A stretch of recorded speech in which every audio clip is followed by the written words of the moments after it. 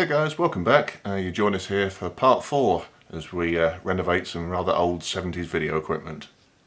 The battle to sell home video recorders is now stronger than ever. These are the new models. Many of them won't be on sale until this spring. The market is being expanded, hence the development of the portable VCR machine and the electronic home movie camera. Okay, so turning attentions to the power supply side of the VCR. I was having a look through the attic the other day and I found these, which are the original power packs I used to use with this thing back in the day. This was something, again, some random NiCad battery packs that we found at a radio rally, and I think they were off an old Zenith notebook computer, I believe, but Dad modified them and attached these wires to them, and they've got the plug that goes straight into the VCR. However, they weren't in the first flush of use back in the 90s, and I can't imagine they've improved with age.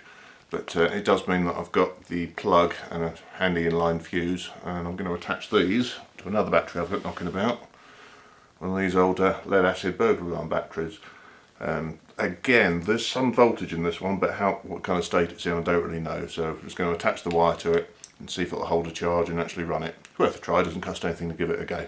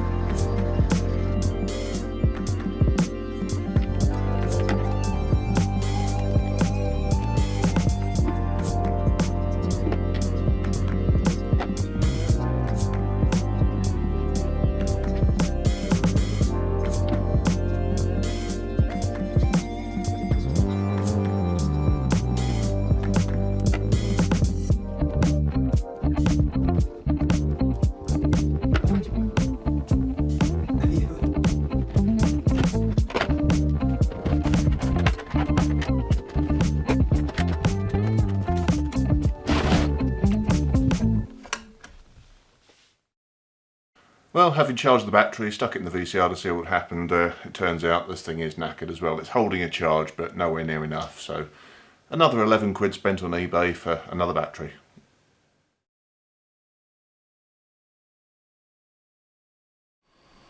Well, here's the important test then. The VCR is now running off its own battery. I'll just put it into record mode, and it's got a camera connected as well. So total drain on there is probably got to be about 20 watts or so. So we will see just what this 2.3 ampere hour lead acid battery is capable of. I'll just leave it to run until the warning lights come on, and it'll give us a rough idea of what this thing is capable of. Certainly this brings back some memories running this thing off batteries. I remember when I was using this in the 90s, it used to go through batteries like a dose of salts.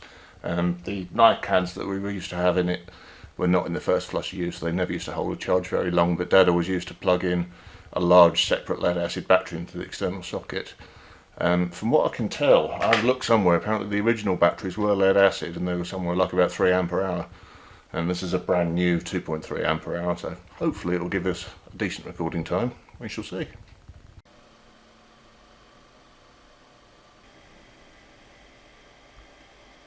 Well, I've got to say I'm impressed, it's still going, no sign of the battery running down yet. Aha, finally. We've got the warning light just started flickering on, so that's just about had it. We'll switch him off, I think. Once it goes into warning, it's only a minute or two before the empty light comes on next to it. So I think that's a fairly fair test of what it'll do. Let's switch him off. And where do we get to there? 132. I have no idea what that is in time because I wasn't timing it. But what I'll do is I'll take this tape, stick it in my VCR downstairs and rewind it and see what appears on the tape counter, how long that ran for.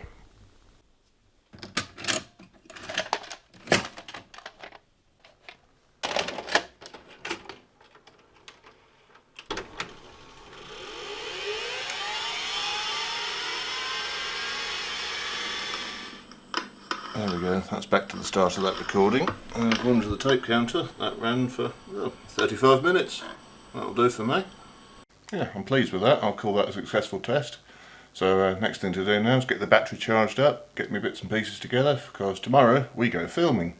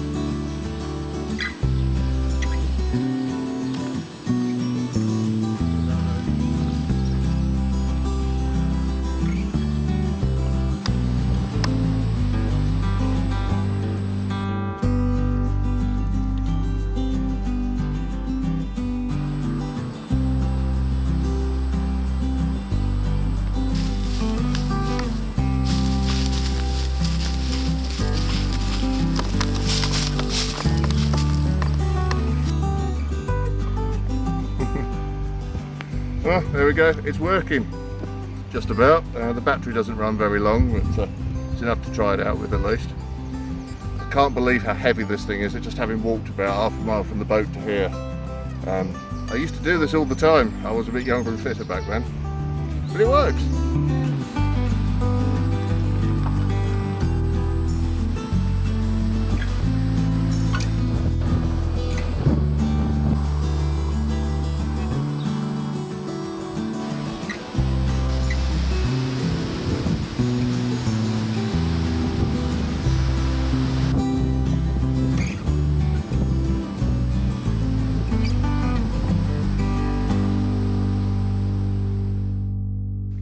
Right then, so the work continues on this thing. Obviously I took it out the other day and it was really good fun to be out and about with that thing for the first time in God knows how long. What I have found though is it's not perfect. I managed to play the tape back and get it digitised on the computer, but it was hard work doing it. It turns out that when you take the recorded tape and put it into another machine, it didn't want to lock on. It was having all kinds of sort of tracking and picture jumping issues. In the end I was messing about with the time-based corrector and feeding external sync into it and all sorts of little TV tricks just to get the picture to lock, but it shouldn't have to be that difficult, it should have just worked. So what I think's happened is that something on that machine is out of alignment. It's probably a combination of the video guide path thing that I was doing the other day. I was hoping that just doing it by eye would be good enough, but I think probably a job for an oscilloscope. Also there's the audio control head. I know for a fact that 15-year-old me did have a fiddle with that a few years ago, and I've probably done a lot more harm than good there. I think the reason it's having so much trouble playing back is because the tape is very slightly out of alignment on that audio head, which means the control track is barely getting recorded at all. We got away with it by playing back the tape in the machine it was recorded on, and you could get a picture to lock then, but I think the control head could be part of the problem. So we're going to get the scope out and see if we can work out where that problem lies. Alright, so we've got the lid off again then. I don't have a service manual for this thing, so I've just been working by guesswork, but I think that point there's a test point there and it's marked control, so that's probably the output from the control head. Okay, so there's the video tape going past the control head. Obviously most of the width of the tape in the middle is taken up by the video signal, but the very top of the tape is taken up by the audio, and the bottom is a little stripe for the audio control. I don't know if you can see this, I'm just pointing my mobile phone at it, if we can keep this in focus. He says. You can just see at the bottom of the tape That little bit of white there at the bottom, I think the tape should be covering that a bit better than it is. So I think this whole head needs to just come up a fraction. Right then, so I've got the output running to a TV so I can keep an eye on the picture and see what the sound sounds like. At the same time we've got the control signal still running into the scope here. I've already had a bit of a fiddle around. I've already got the amplitude up a bit just by adjusting these screws here for the angle of the head. So let's tighten that off a bit. Yeah, see, the average amplitude has dropped now. It tells me I'm turning it the wrong way, so I'll go back this way.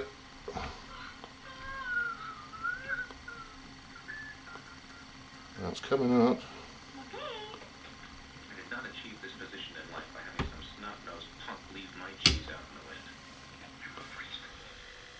Well, it's about 40 minutes later and been doing a lot of jiggery pokery with this thing.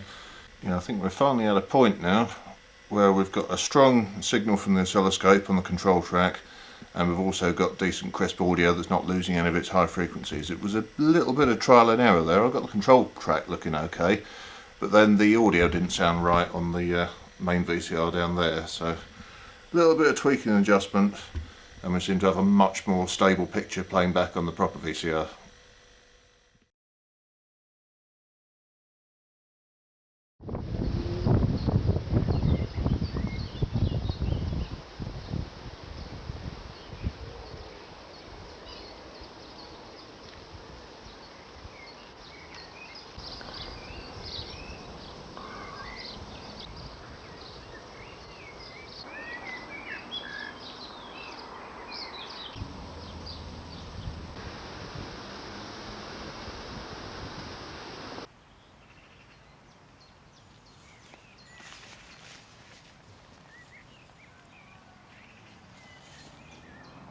Right then guys, it's been a couple of days later. I've done some jiggery pokery on the VCR. It's had its tweaky bits tweaked. I've cleaned the video heads and it's also running a much better quality bit of videotape this time, because the tape I was using before was a bit cheap and nasty. It turned out it was chucking oxide all over the heads and clogging it up, so hopefully the more expensive tape and a bit of fiddling should be giving us a better picture this afternoon.